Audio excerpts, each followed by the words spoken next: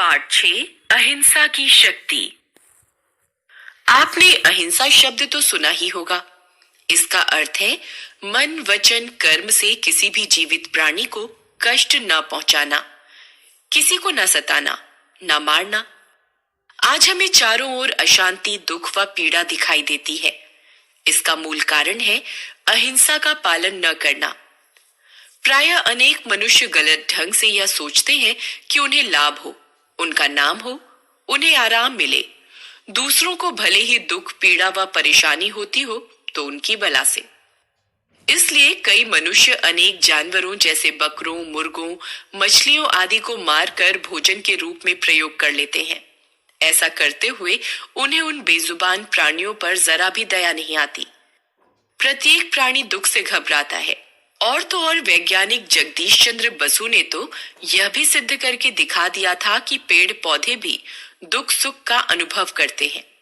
आपने देखा होगा कि बैलों और घोड़ों आदि पर बोझा लाद कर कई बार उनके मालिक चाबुक मारते हैं। यह बड़ी क्रूरता है। कुछ बच्चे भी गायें तथा कुत्तों को पत्थर मारते हैं। यह हिंसा भाव है। हमें हर प्राणी के प्रति मैत्री व सद्भावना रखनी चाहिए। राष्ट्रपिता महात्मा गांधी व महात्मा बुद्ध ने अहिंसा के भाव को बड़ा बल दिया।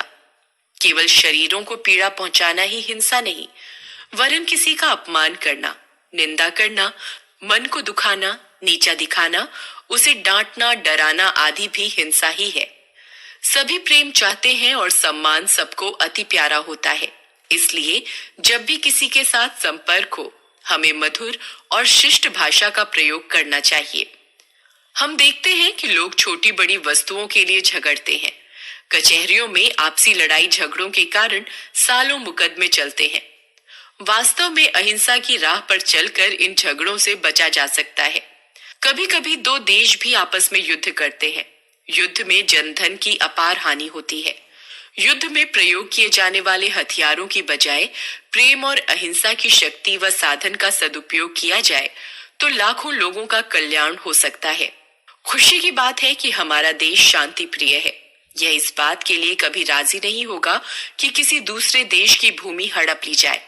हाँ, कुछ अन्य देश इस पर प्रायः हमला कर चुके हैं, पर अपनी सुरक्षा के लिए मजबूर होकर भारत को भी युद्ध करना पड़ा। किंतु हमारे मूल में अहिंसा की भावना है। जीवन को सुंदर बनाने के लिए अहिंसा का मूल मंत्र बड़ा सार्थक है।